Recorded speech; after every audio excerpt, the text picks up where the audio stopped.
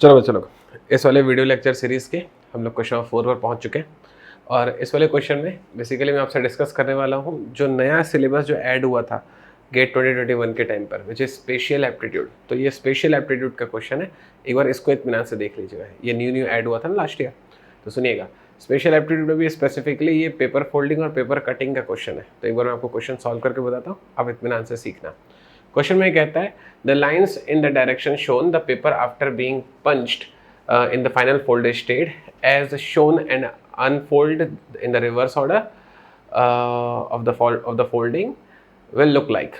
तो बेसिकली ये कह रहा है कि ना इनके पास एक पेपर है, ये रहा वो पेपर जो कि गोल कलर का है, ठीक है, गोल शेप का है, सॉरी। अब इन्होंने क्या किया, इस पेपर को ना पहले इस तरह से फोल्ड किया, इस तरफ ऐसे फोल्ड किया, ठीक है। इस तरफ फोल्ड करने के बाद इन्होंने इसको ऊपर की तरफ फोल्ड किया हुआ, देखो एरो का निशान दिखाई दे ना, पहले उस तरफ फोल्ड करेंगे फिर ऊपर की तरफ फोल्ड करेंगे, तो सिर्फ इतना पेपर बच गया। Got it. अब इतने पेपर को इन्होंने तीन तरफ से कट किया हुआ है, ये है पहला, ये है दूसरा और ये तीसरा, ये तीन तरफ से इन्होंने इसको कट किया, ठीक है। तीन तरफ से कट करने के बाद इन्होंने पेपर को वापस अनफोल्ड किया, देखो बोल रहे हैं ना वो कि हमने इसको अनफोल्ड किया। जब इन्होंने अनफोल्ड किया तो फिर कौन सा शेप में पेपर दिखाई देगा, सवाल दरअसल ये है। बहुत आराम से आप इससे डील कर सकते थे। देखो जब मैं इसको ऐसे वापस खोलूंगा, तो क्या होगा, ये वाली चीज़ यहाँ ऐसे नीचे बन जाएगी। ये वाली जो चीज़ है ना, आपको बनाते हुए दिखा ले चलता हूँ मैं। ये वाली चीज़ जो है यहाँ बन जाएगी ऐसा। थोड़ा सा ना जो मेरा राइटिंग है उसे माइंड मत करना, ठीक है। ये जो है ऐसा और ये जो है ऐसा, समझा। जब मैं इसको नीचे की तरफ खोलूंगा तो फिर जब इसको वापस इस तरफ खोलूंगा तो कैसा बनेगा, ये वाली चीज़ यहाँ पर आ जाएगी ऐसा, एग्री करते हैं ऐसा देखिएगा ये।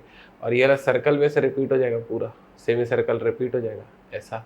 और ये वाली चीज़ भी इस तरफ खुल जाएगी, तो ये ऐसा खुलेगा और ये ऐसा खुलेगा। एग्जैक्ट ये शेप बनने वाला है। अब आप देख लो ऑप्शन पर ये शेप कहाँ दिखाई देता है। देखो ये और ये फ़र्क है क्या, हाँ भाई फ़र्क है, क्योंकि ये जो है हॉरिजॉन्टल है, मेरे को वर्टिकल चाहिए, ये रॉन्ग है। ये भी रॉन्ग है क्योंकि ये बहुत लंबा हो गया, मेरे को छोटा चाहिए था, है ना। और ये भी रॉन्ग है, तो राइट आंसर क्या बनता है, ए। तो बहुत ही एकदम बढ़िया स्ट्रेट क्वेश्चन था, एकदम मार्क्स देने वाला क्वेश्चन था। स्पेशल एप्टीट्यूड से ना आपको परेशान नहीं होना है, हम अपनी रेगुलर क्लास में हालांकि उसको कवर करवाते हैं, लेकिन स्पेशल एप्टीट्यूड ना ऐसा टॉपिक है जिसपे आप स्कोर कर सकते हो। आप देखिए बहुत इत्मीनान से अपना बस बेसिक अप्रोच यूज़ करके, अपना प्रेजेंट ऑफ माइंड यूज़ करके मैंने इस क्वेश्चन को डील कर लिया, आगे बस समझ में। तो अब मुलाकात करते हैं नेक्स्ट वाले क्वेश्चन पर। चलिए बच्चे लोग, हम लोग डिस्कस करने वाले हैं इस वाले वीडियो लेक्चर सीरीज के क्वेश्चन नंबर 5 पर, GATE 2021 CS branch question number 5। इत्मीनान से सुनो क्या कहता है। Dash is to surgery as writer is to dash. अच्छा, which one of the following options maintains a similar logical relation to the above sentence. अब उसने 4 ऑप्शन गिवन कर दिया और ऐसा मेरे को एक लाइन गिवन करके दे दिया, ठीक है। कंफर्टेबल है, बहुत स्ट्रेट क्वेश्चन है, बहुत बढ़िया क्वेश्चन है, आप अपने कॉमन सेंसेस को सॉल्व कर सकते हो। बोल रहे हैं कौन सर्जरी के लिए आता है और राइटर किस चीज़ के लिए आता है, ठीक है भाई, आराम से सॉल्व कर देंगे अपन। प्लान और आउटलाइन तो नहीं आ सकता, हॉस्पिटल और लाइब्रेरी भी नहीं आ सकता, मेडिसिन और ग्रामर भी नहीं आ सकता, डॉक्टर और बुक वहाँ पर मानते एकदम परफेक्ट बैठेगा। डॉक्टर साहब हमारे सर्जरी के लिए आते हैं और राइटर साहब हमारे बुक लिखने के लिए आते हैं। Right answer is C. अपने कॉमन सेंस से आप सॉल्व कर सकते थे, कुछ करने जैसा क्वेश्चन नहीं था। क्या होता है कि ना जब हम लोग का बैकग्राउंड टेक्निकल होता है ना, थोड़ा बहुत हम लोग इंग्लिश को सोच सोच के ही परेशान होते रहते हैं। मतलब ये मान के चलते कि इंग्लिश के जो 2 या 3 मार्क्स से क्वेश्चन आएंगे वो तो मेरे को छोड़ के बाकी कुछ बनाना है। तो समझो मेरी बात को, मैं क्या कहने की कोशिश कर रहा हूँ। इंग्लिश में आप मार्क्स गेन कर सकते हो, इंग्लिश में आपके मार्क्स लूज नहीं होंगे। आप अपने ना बेसिक नॉलेज से, जो स्कूल टाइम पर आपने इंग्लिश पढ़ी है ना थोड़ी बहुत, उसी नॉलेज से आप इंग्लिश को गेट एग्जाम में डील कर सकते हो। तो बस इतना ही काफ़ी अपने लिए। लेकिन अपने को ना थोड़ा सा वो कॉन्फिडेंस रखना है कि हाँ इंग्लिश आएगा तो मैं डील कर लूँगा। देखो बढ़िया क्वेश्चन था, 1 नंबर का था, कर लिया ना अपन ने, शाबाश। मुलाकात करते हैं क्वेश्चन नंबर 6 के लिए।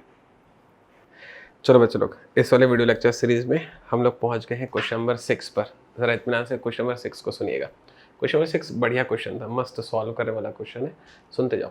बोलता है we have 2 rectangular sheets of paper M and N dimension 6 and 1 centimetre each. हमारे पास ना 2 रेक्टेंगुलर शीट्स हैं, ठीक है, एक पेपर की, जिसको उसने M और N का नाम दे दिया। मैंने आपके लिए पेपर रखा हुआ है ताकि आप इस वाली चीज़ को बहुत अच्छे से समझ सके। ये है वो शीट, सोचो ये रही वो शीट, ठीक है। इस शीट में ये जो लेंथ है वो 6 है, this is the 6, and this is a 1, this is a 1, this is 6, this is 1। ठीक है, ये है वो शीट। और ऐसे मेरे पास 2 शीट है m और n के फॉर्म में, ये क्वेश्चन के हिसाब से। आगे चलते हैं। फिर वो कहता है sheet m is rolled to form an open cylinder by bringing the short edges of the sheet together. तो उसने क्या बोला कि इस शीट को ना हमने क्या किया, फोल्ड कर दिया इस तरीके से। हम लोग ऐसे जो स्कूल में करते थे ना बच्चे लोग, जब छोटे थे तो ऐसे घुमाते थे इसको, है ना, ऐसे घुमाते थे और ऐसा फोल्ड करते थे और सामने अपना दोस्त बैठा है उसको चट से चेती में देते थे। तो ये वही किया है हमने, ये हमने फोल्ड कर दिया। ठीक है, ये सिलेंडर बन गया कंफर्टेबल, ये हमने फोल्ड किया, ऐसे सिलेंडर फ्रेम कर दिया। गॉट इट, ये बोल रहा था, ये m का हाल किया हमने। अब बोल रहा है sheet n is cut into equal square patches. अब शीट n भी बिल्कुल ऐसी है, उसको हमने क्या किया, काटा है इक्वल स्क्वायर पैचेस में, मतलब ऐसा काटा है कि स्क्वायर शेप मेरे को दिखना चाहिए, ऐसा काटा है हमने। ठीक है भाई, to form a largest possible closed cube, और इस तरीके से काटा कि हमको ना बड़े से बड़ा साइज का क्यूब बना सके उन स्क्वायर पैचेस से। ठीक है भाई, समझ गए इस वाली बात को, मतलब काटूंगा स्क्वायर शेप में और बड़े से बड़ा क्यूब बनाऊंगा। स्क्वायर और क्यूब की एक खास बात होती है, सुन लीजिएगा। स्क्वायर में लेंथ और जो विड्थ होती है वो इक्वल होती है, क्यूब में लेंथ विड्थ और हाइट तीनों इक्वल होती है। गया दिमाग में, मतलब कुछ इस तरीके से काटूंगा कि लेंथ विड्थ और हाइट तीनों ही इक्वल आनी चाहिए। गॉट इट, चलो। Assuming the ends of the cylinder are closed, ठीक है भाई, मतलब उसने ends को क्लोज कर दिया जो मैंने आपको बताया। The ratio of the volume of cylinder to that of the cube, तो मेरे को उसने क्या पूछा है कि सिलेंडर और क्यूब के वॉल्यूम का रेशियो उसने पूछा है। तो चलो फिर इसको सॉल्व करना स्टार्ट करते हैं। मैं शीट m के कंटेक्स्ट से अभी सोच रहा हूँ। ठीक है, शीट m को फोल्ड करके उसने बनाया था सिलेंडर, तो इसीलिए मैं लिख रहा हूँ वॉल्यूम ऑफ सिलेंडर। ठीक है, वॉल्यूम ऑफ सिलेंडर आपको याद होना चाहिए, उसका फंडा होता है pi r square h. Idea accepted. तो एच क्या होगा सर? भाई अभी मैंने इस शीट को फोल्ड किया आपके लिए इस तरीके से, मैंने इस शीट को फोल्ड किया भाई आपके लिए इस तरीके से, तो एच क्या आएगा? एच ये आएगी हाइट। एग्री? तो ये तो 1 है ना, ये तो शीट का मतलब विड्थ था, तो ये तो 1 आएगी ना। एग्री करते हो आप? तो मेरे को हाइट पता है, यहां पर मुझे हाइट पता है जो कि है 1। ये है वो, दिस इज 1। ये शीट है ना, यही तो था वो, और क्या आएगा इसमें? यही तो आएगा वो। ये तो 1 गिवन है क्वेश्चन में, दिस इज 1, तो ये हो गई हाइट 1। Idea accepted. अब मुझे क्या चाहिए? मुझे सिर्फ रेडियस जाननी है। रेडियस आपको कैसे पता चलेगी भाई? आप खुद से सोचो। जैसे ही मैंने इस शीट को फोल्ड किया, जैसे ही मैंने इस शीट को फोल्ड किया, एग्री?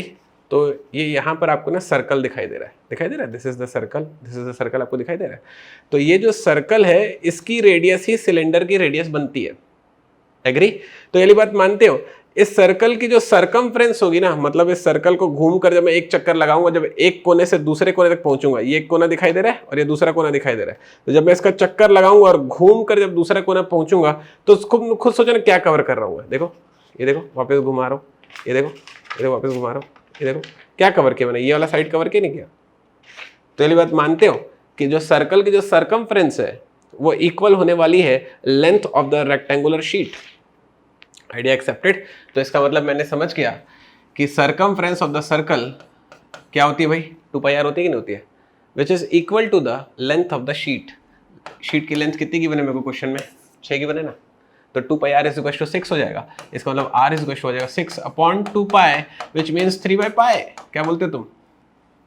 तो मैं क्या करूंगा, मैंने ये जो भी 3 अपॉन पाई निकाला ना, उसको उठाकर यहां पर पुट करूंगा,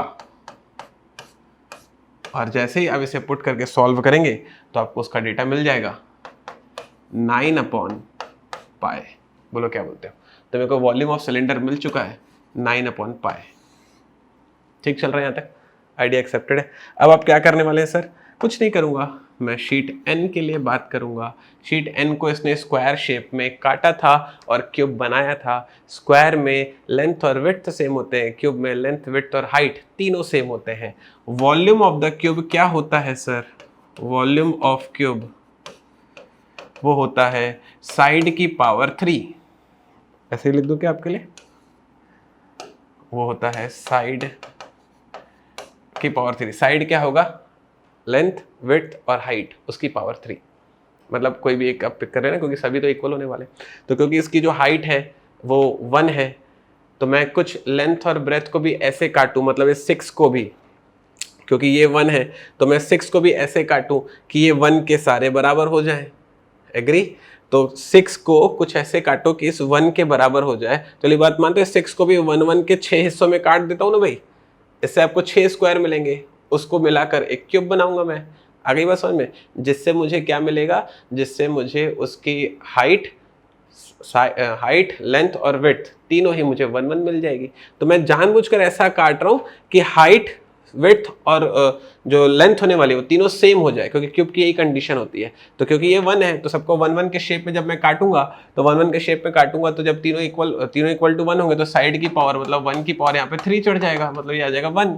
तो मेरे को यहाँ से वॉल्यूम ऑफ क्यूब मिल गया है 1 सेंटीमीटर क्यूब, और ये मिल गया है 9/π सेंटीमीटर क्यूब। और जैसे ही मैं इसका रेशियो निकालने जाऊंगा, सिलेंडर रेशियो में क्यूब करने जाऊंगा, तो क्या होगा, 9/π रेशियो 1 होगा। Idea accepted? 9/π रेशियो 1, इसका मतलब मेरा आंसर क्या होने वाला है, मेरा आंसर होने वाला है 9π। ये इस क्वेश्चन का राइट आंसर था। ये था इस क्वेश्चन का, इस वाले सीरीज का ज्योमेट्री वाला क्वेश्चन। बढ़िया क्वेश्चन था। मुलाकात करते हैं नेक्स्ट वाले क्वेश्चन के लिए।